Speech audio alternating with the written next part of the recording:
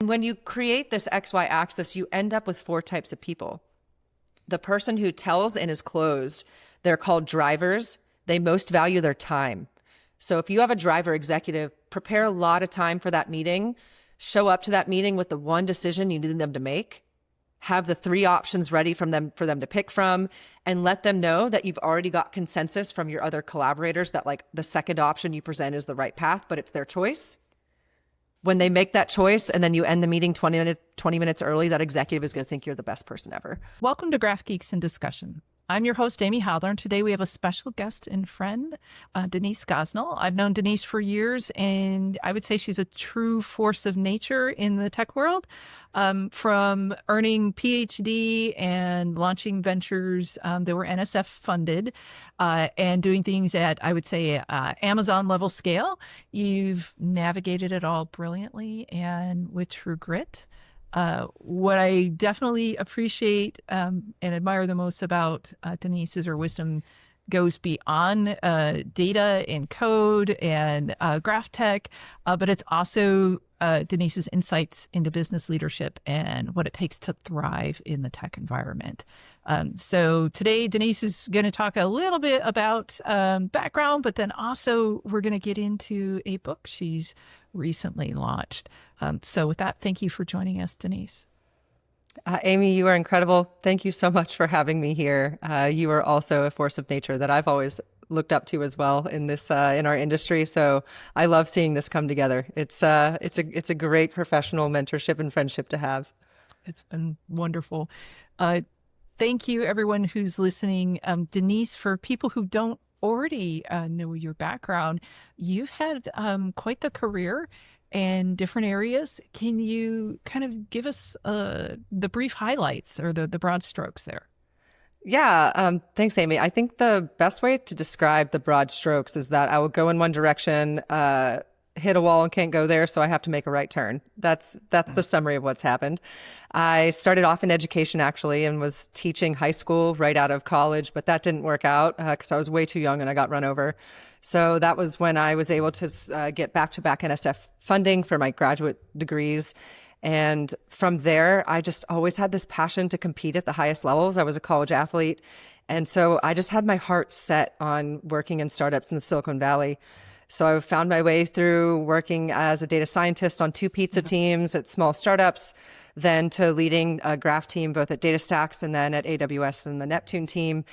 And it's been a wonderful career getting to go deep in one area from PhD level research all the way to AWS scale of delivering that type of product to customers around the world. And now I'm in the position to be able to make a pivot again to say, well, what do I want to do next? And that does come with the book that I'm launching and the consultancy that I'm getting into. Yeah. But I think that's kind of the high level of where I've been. And I think I find a passion that I want to get into, and I kind of go all in. Like that's the athlete in me. I don't know, but that's definitely my pattern. Yeah. And I think a lot of the audience will appreciate that, because there's a lot of people who, if you become a graph geek because you're fascinated with the shape, the topic, what it can do, and then you just kind of go all in and you continue to go down that. Tell me a little bit about the book itself. What's it called? What's the core concept there? Absolutely. So the book, Tech Confidential, I'm going to grab a copy over here. Yay. This book, Tech Confidential, is the playbook that I wish that I had stepping out of university when I was in my first startup all the way through working at companies at scale. It's the insider's playbook for daring entrepreneurs, and it presents an onion of leveling where the first level, the center of the onion, is how you want to approach your ego and learn how it's not always about you. And honestly, most of the time, it's not about you. And how if you have an unhealthy relationship with your ego, it can lead you to burning out, like is my story, and just gives you some tips on how to navigate that. You go one layer added to that onion, and we go through some of the research of the social styles matrix on how to create better teams in a way that's easy to remember. Amy, do you know your Myers-Briggs letters perhaps? No, it's been a long time. Exactly. Yeah, no. You're making my point, right? Yeah. So I don't know, for those of you who have been on team training and they did the Myers-Briggs letters and everyone's like, I'm an INTJ.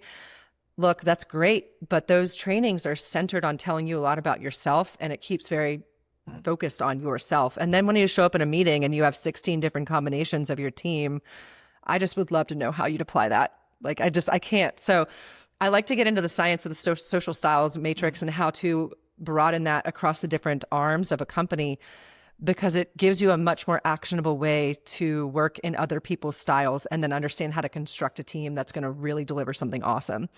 So we get into that in level 2.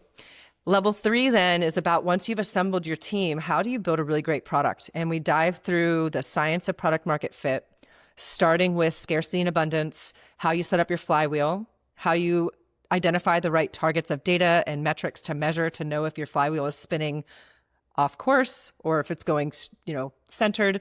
And then the final level of the book is when you have that product, it's gaining traction and you want to get to an exit, because everyone who's in our, everyone who's in our journey, or not everyone, most of the people that we have talked to, you start a company because you see success on the other side and you want to have an exit. You want to really see success for that product. So we like to think all the way through the lifespan of a product into how you get it acquired, how you get funding, how you raise more funding, things like that. So Tech Confidential is an onion of leveling that helps you center yourself all the way through building better teams, good products, and then how you navigate the market with them to get them successfully acquired.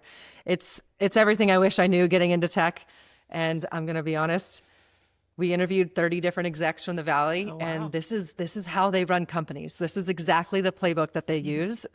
So hopefully it's helpful. Well, and I'm sure it is. And my book is on order, so we'll provide links later for people to find the book. So just go get it, follow it, be successful. There's a lot there's a lot in there of what you just said. I mean, just Absolutely. You could probably do a book. In fact, I'm sure there are books that have been done on each one of these elements. What I like about what you just said, though, is you're taking kind of almost like a life cycle approach to how you be successful, as opposed to like, here's one thing and assuming this one thing is going to make you completely, successful if you just figure out how to do better teams. Well, that doesn't work if the ego elements aren't there, and that doesn't work if you don't know how to do product market fit and all of that. How did you define the scope for this? Because you could probably go even wider or go narrow. Yeah, what was that process like? That defining the scope for this book in retro was one of the most unique and just beautiful moments of developing a product that I've been a part of.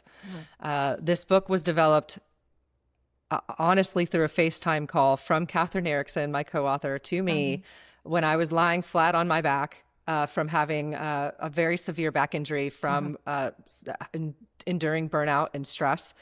And she went through some of the stories of what's happened to her. Both Catherine and I had our executive roles at the same time at Datastax. And we were going through the Rolodex of what we've learned, what has happened. And we said, we shouldn't be keeping this to ourselves. So we put our pen to paper. We started on Tuesdays at 9:30, as we say, which literally was a standing meeting on Tuesdays at 9:30 for over a year. And we began writing our lessons, and we found the book as it was developed. And that didn't come without a lot of heartache or running into corners, because at first there was a lot that we just needed to process. And we didn't, as we kind of got that out, we realized that we were processing a lot of information, and we also didn't want it to just be like I don't know the phrase, but we didn't want it to feel like we were just complaining, for the lack of a better word in the moment, because there's real lessons of strategies that we were observing when we were sitting at those executive tables, being a part of very large negotiations of acquisitions. And once we realized the growth that we were experiencing, when we were able to reframe our pain, for the lack of a better word, into growth and reframe it to understand the lesson that we needed to learn, we were able to then get to, how do you build a better product? How do you do a pivot?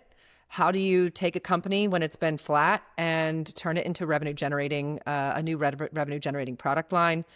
How do you How do you get to the negotiation table looking to secure a better partnership and negotiate your cloud bill?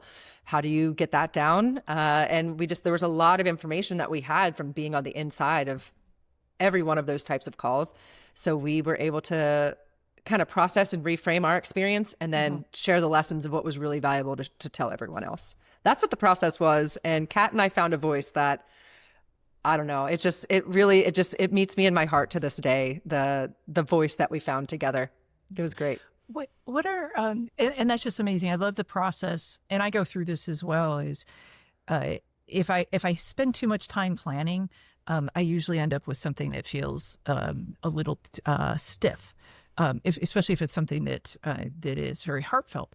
So I will often plan and then get super messy, whether it's writing or material or, even if I do I do some painting or used to do some painting, but you get very messy and then you come back when you figure out what sticks and what doesn't stick. So I love that kind of process of like just getting things out there and then figuring out like I'm almost imagining, this is like a clustering coefficient, like where the clusters, you're finding your top K groups there. But, yes. And this is, and yeah. just to kind of build on that, Amy, this is the number one question that I'm asked right now, which is, what's the one framework? What's the one tool that you would advise for scaling a product, scaling a company, getting your product out the door? Like, give us that one framework. And I would call it the ETC method. Embrace the chaos. There is no framework. There is no secret method to getting this stuff out the door. You have to learn that the process of creating that we are all in is a chaotic, messy process. And to learn how to dance within that is the key to being able to find the brilliance you're trying to build. So I love hearing that you paint. That is something that Kat and I would do as well. She taught me how to do watercolor. And being able to do that type of creative outlet absolutely helps organize your mind, even though it feels maybe messy in the moment. I love that, embrace the chaos, because I get asked that as well, as like, what's the one method? Or there's always a new leadership book, right, out there. And it's like, oh, now if you follow my magic leadership book, everything will be perfect. But what I'm hearing from you is this book may give you a framework, but it's not going to give you all the answers. Is that fair to say? I think that's fair to say. And I do want to call out that there was this one person that we were really excited to have read the book and hopefully endorse it. And they didn't want to endorse it because it doesn't have a framework. It doesn't have that one answer that's going to make it very clear on how to move forward. But I think that's our point. In order to have a successful team, to take a really complicated product to market, you've got to really see the other humans you're working with for who they are, see them for their strengths, and find a way to work together, because that's what you have. And that teamwork in the moment and the journey of getting it out the door, it's going to be made so much better when you embrace the messiness that it's inevitably going to be. Because look, the frameworks and all the studies you see in leadership books, they are scrubbed of the mess.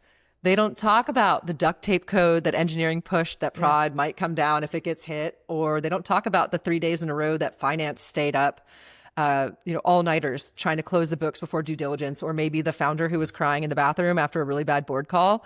They kind of like to scrub all that out and present this really nice picture about what it's like, and that's just not the truth. There's a corollary there to social media, I think, as well. It's like we don't all look as good as that in real world, whatever scrub or filter I might have on.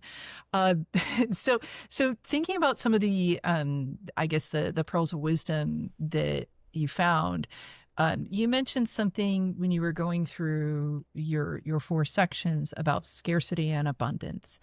And that piques my interest, especially from a graph, or I guess like probably any emerging tech. Anybody who's doing emerging tech, but in the graph space, we've always said, this is the year of the graph. This is the time when people are finally going to realize how magical it is. And then we have another year, and it doesn't quite happen. And it's like, well, we just need to fix these 2 things and it'll happen. And I'm wondering if there's something in that layer of the onion that the graph community maybe could learn from. Absolutely. And The concept of scarcity and abundance, being able to step back for about a year and a half, because I was with you when we were launching the year of the graph, and we've been doing that. And being able to step back for 18 months and have to heal gave me that ability to take a new perspective. And I do think that the graph industry has yet to make the gap on solving the scarcity problem to create different abundance. So let me be specific on what I mean here. So let's take Docker as an example. When Docker first came around, there was a new abundance of operating system to application interfaces for how you would do deployments. So that was the current abundance that was happening. And then Docker saw that. They saw scarcity of how to easily do those deployments. And they created a very simple way to do deployment unification. They created containerization. And that simple solution, that simple product design, solved the current scarcity of, well, how do I map this app onto all of these different operating systems and into all of these different deployment environments? And they solved that and created a new abundance. They created a new abundance of, well, now we have containers everywhere. And so we've got a whole, you can kind of start to follow those curves of what was abundant. We had an abundance of apps that needed easy deployment solutions. The scarcity was doing that easily. The Docker solution then created a new abundance of a lot of containers. And now there was a new scarcity of, well, how do you manage containers? You can kind of follow that along and see where we came with Kubernetes and other, just other solutions in the market. I don't see the graph community or the graph database market having made that jump yet. I still have, even this past week, a client of mine come to me wanting to create a single source of truth. And the entire pitch of what they want and what she described as a CTO is the premise of graph. But they don't want to use it due to the learning curve of the amount of new vocabulary they would have to introduce, not only to their team, but then cross-functionally so that they understand how to use this tool. And so I look at that, Amy, and I start to say, well, what is the scarcity and abundance that we're trying to solve within the graph industry? And I see that, I'm sure we all agree, there's a massive abundance of disconnected data. That's very clear. And that's all why we're working on graph technology. But to create a solution that creates more abundance, we're going to have a clear pathway to connected data sets around the world that need some other solution. But we're just not getting there. And I don't think we're getting there because of difficulty of use.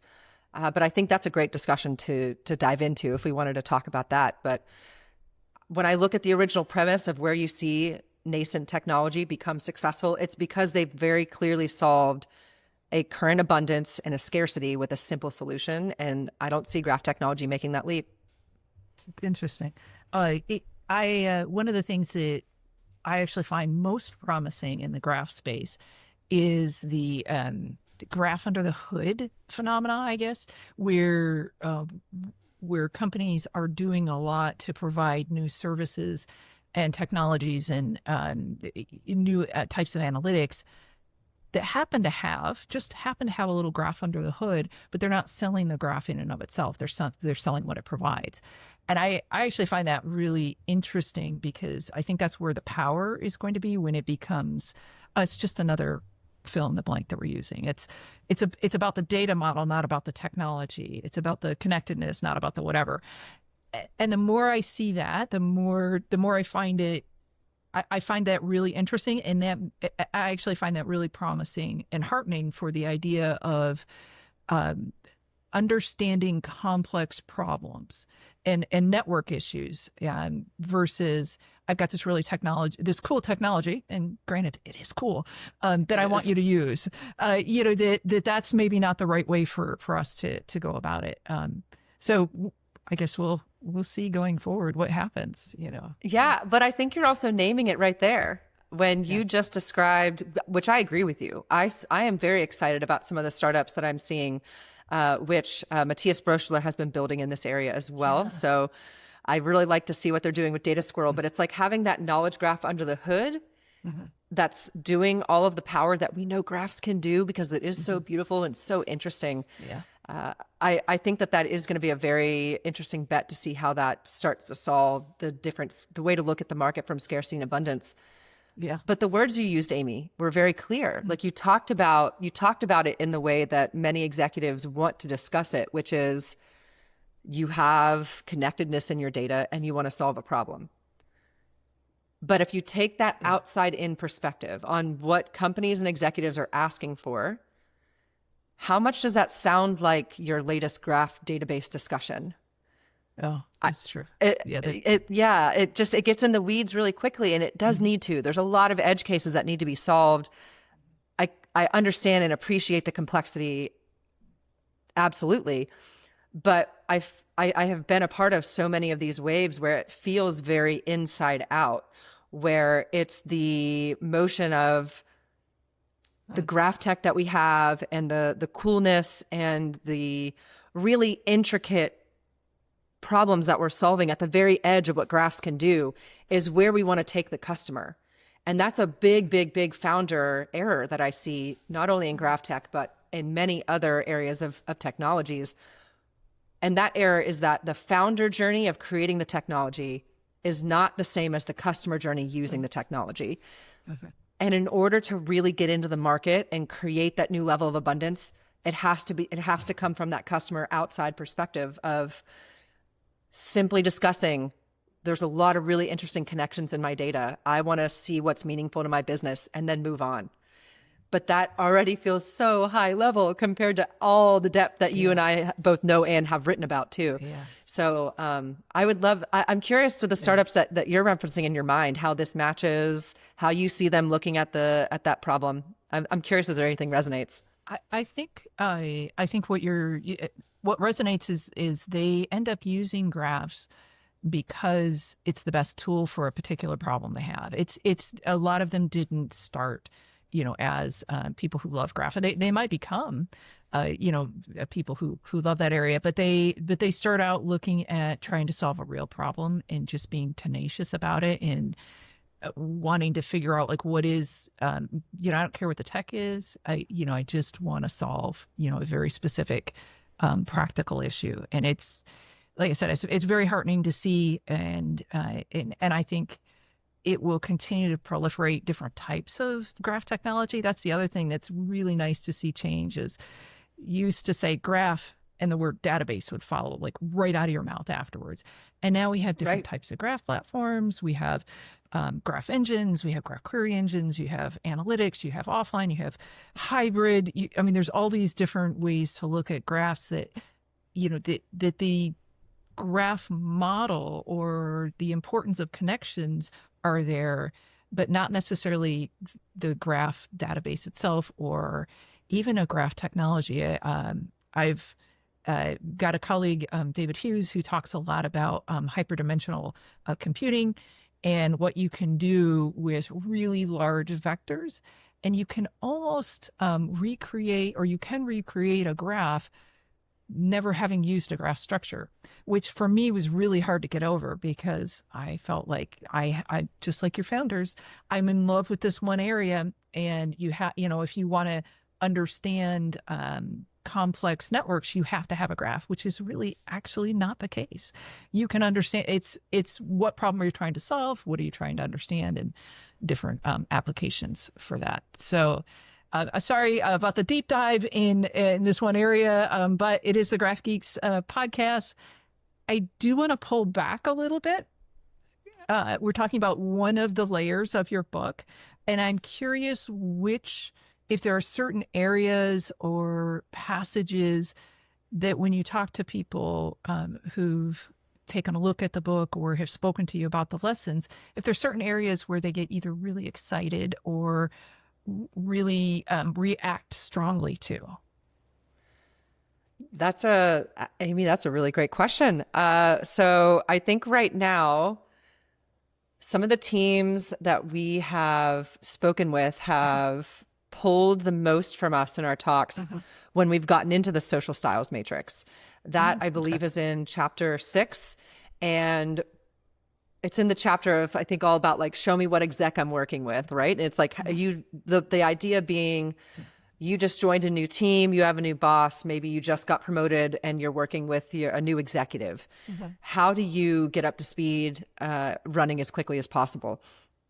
And that's where the Myers-Briggs tool, I think, falls down, because if someone shows up and tells me they're 4 letters, I honestly don't know what that means.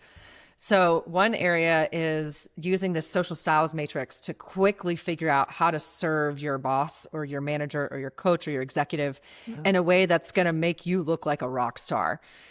You do it by asking 2 questions. The first question you ask is whether or not your new exec likes to tell first or ask first. That's a spectrum. So you can imagine if we were to join a Zoom, large number of people, the person who's going to tell first, like they're dropping right in the chat. They're saying, "Oh my gosh, great day here. My coffee was awesome." Like that's the tell. They're here to tell you how it's going. The ask is going to be someone who's sitting, just hanging there waiting for the meeting to start. At a conference room, if you were in person, the ask is going to be the person who shows up, looks to see where everyone's sitting, and then sits down. That's what an ask looks like in person. So now you've got this spectrum, and I start putting this on an XY grid, right? So XY grid, you've got the ask kind of going into the negative X area, the tell going positive X. And then I ask another question. It's whether or not they are closed or open. And that's your Y axis. So you go up if you're closed. So that's the colleague or the executive where you don't know their children's names. Like you don't really know anything about their life because they kind of keep it very private. They clearly segment their lives. That's a very closed person. Your open people are those where you're going to know about their dog. Like you asked me if my dog was going to be barking beforehand. Like we just kind of know, about their kids' names, their life, whether or not they like to ski or run. And when you create this XY axis, you end up with 4 types of people. The person who tells and is closed, they're called drivers. They most value their time. So if you have a driver executive, prepare a lot of time for that meeting, show up to that meeting with the one decision you need them to make, have the 3 options ready for them to pick from, and let them know that you've already got consensus from your other collaborators that like the second option you present is the right path, but it's their choice.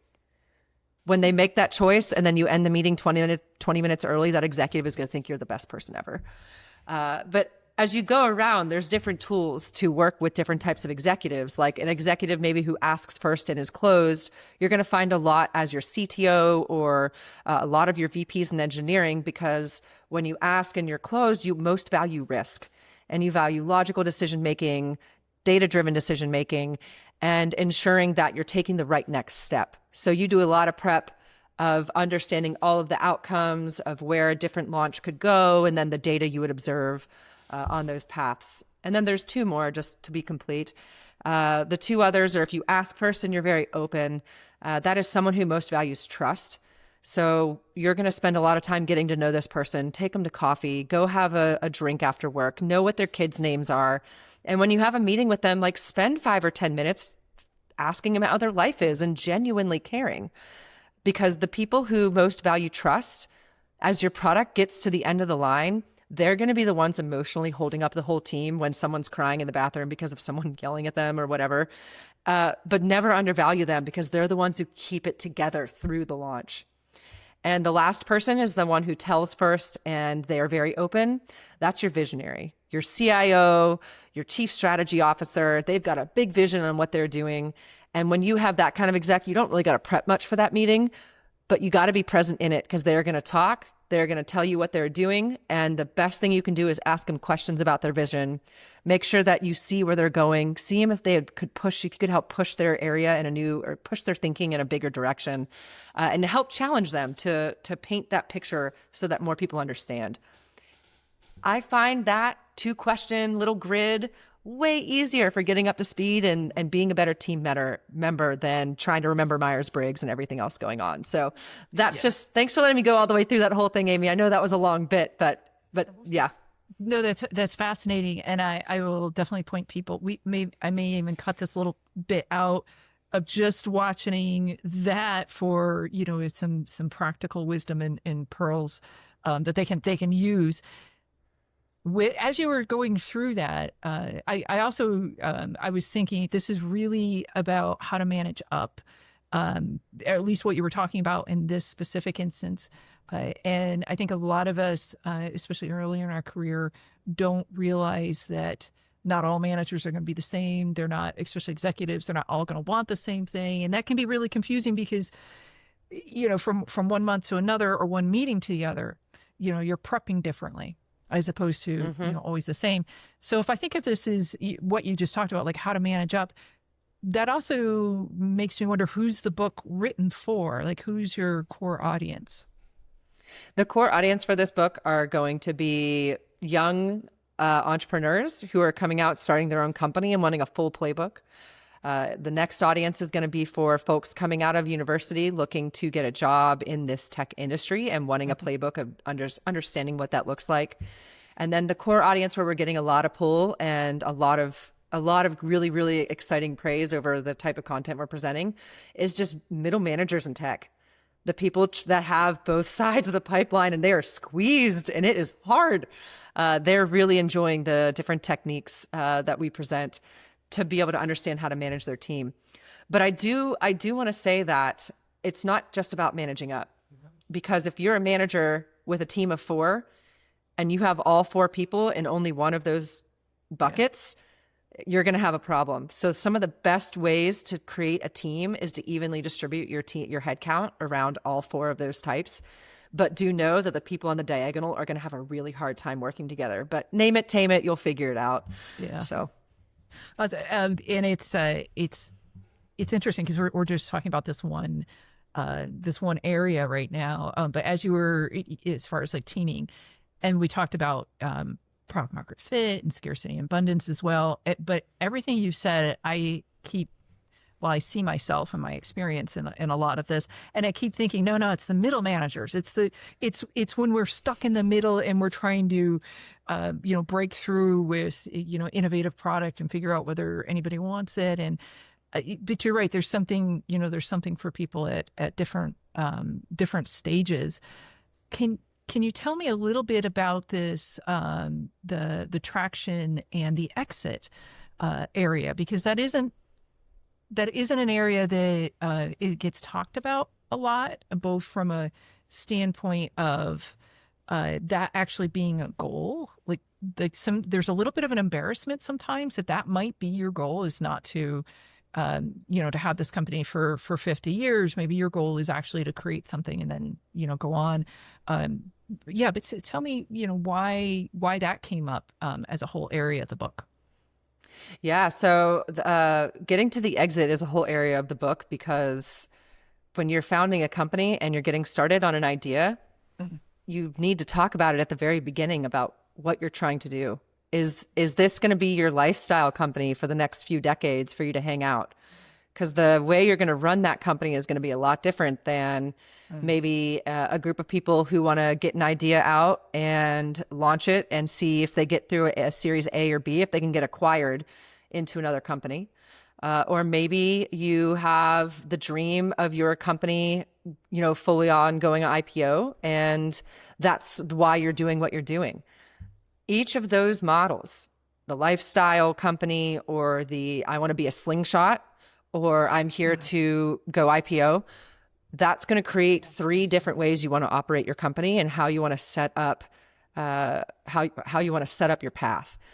And I want to work backwards really quickly through that. So if you are starting a company and your mindset is that I'm here because I want to IPO, I want to be the next, AWS sized company, that's a very long journey. And you need to be very open to how you get there. Because then I kind of want to dig in and understand, where is that motivation coming from? And when I have gone through that discussion with a few founders, I have found that it was mainly ego driven. Oh. That was more of I see this and I want to get there and I'm just going to brute force my way through it. I don't know how many people are going to sign up for that, because that sounds very painful. So that's why I think the second bucket that I mentioned is so undervalued and misunderstood. The bucket, or the idea of getting your company to Series A, Series B, and then becoming an acquisition somewhere else. What you end up being in that moment is you end up being a slingshot that's going to help the company who's acquiring you get somewhere else where they're going. And that is one of the most common paths that successful tech takes. Right now, we're really only looking at successful tech.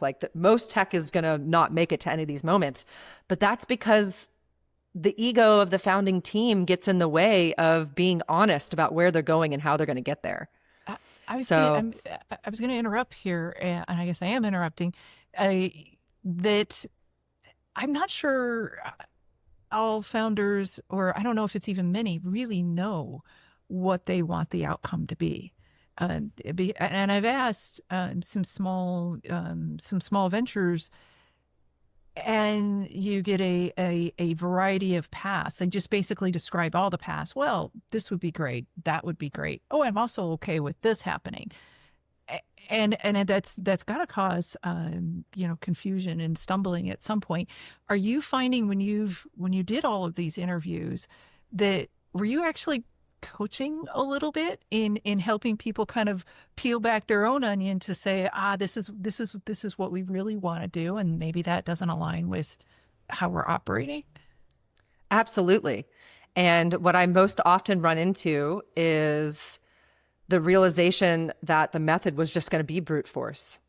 We're just going to get out there and we're just going to push as hard as we can, and we're going to grow, because that's what we do. And if you took a bet and you had 100 companies take that method, there's going to be a handful that work, just because sweat equity is going to be able to get you there. What I have learned from having sat at these tables and watched how this game works is that this slingshot method I've mentioned is a really popular way to exchange equity. So let me kind of dive into that a little bit. So think about a company that's flat, Series E, Series F. They needed to, they were bet on going IPO, but they haven't made it yet. And that company is starting to sweat because their investors are going to want their funds back out. What they need to do at that moment is find a new market wave that is emerging, and then find the young startup that is really growing at a really rapid rate, because what they become is a slingshot that helps propel that larger company into a new market wave. And that's how every larger company is shopping.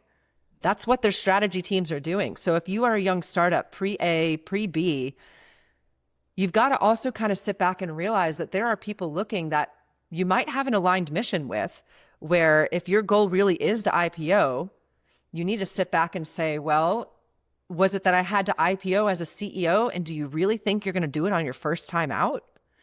Or is it a possibility where you look at that acquisition, riding that ship through IPO at a different level to get the experience and understand what that process is like before you go try again?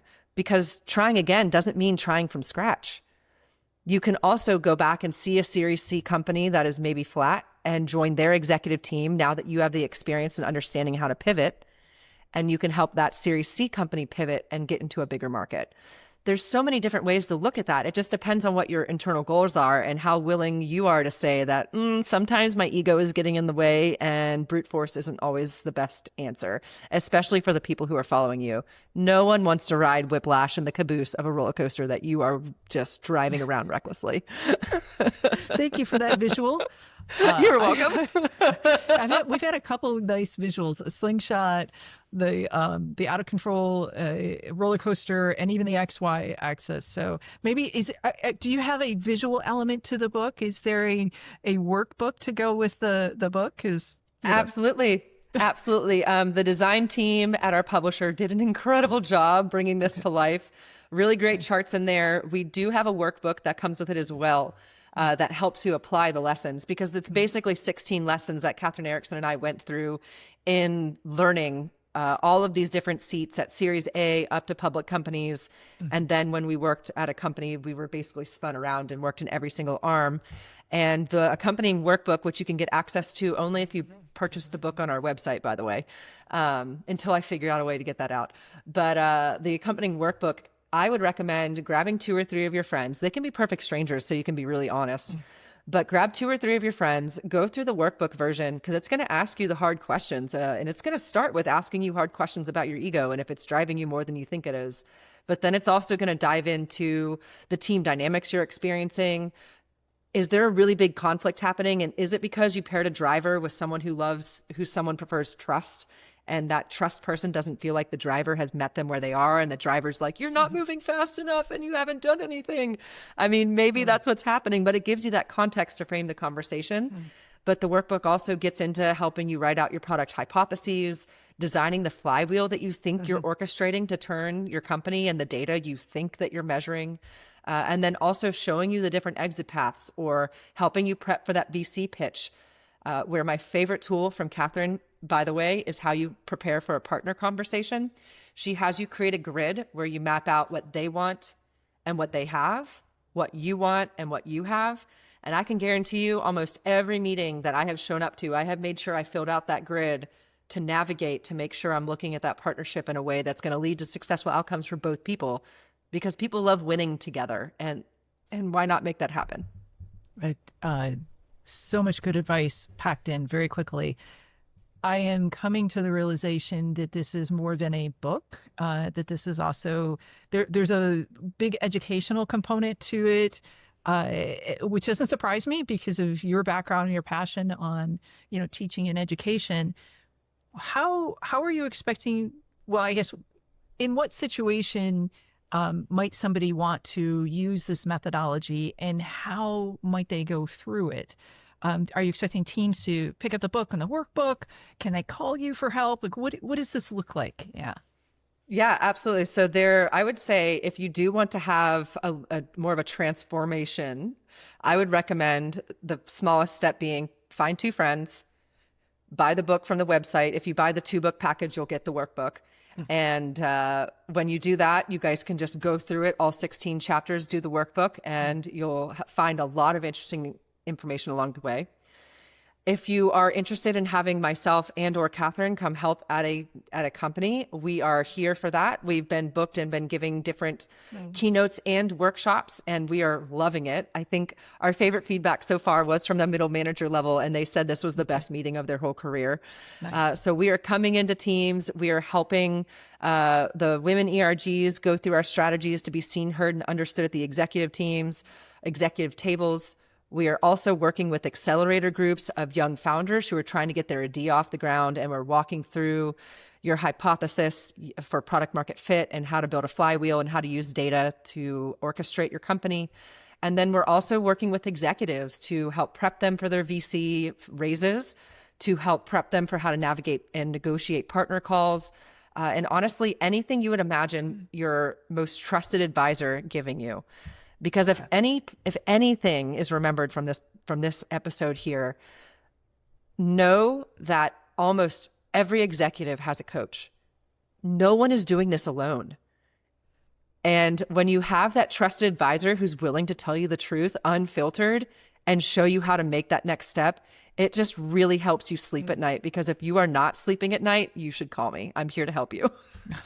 Awesome. Thank you. You might get a lot of calls. That's fine.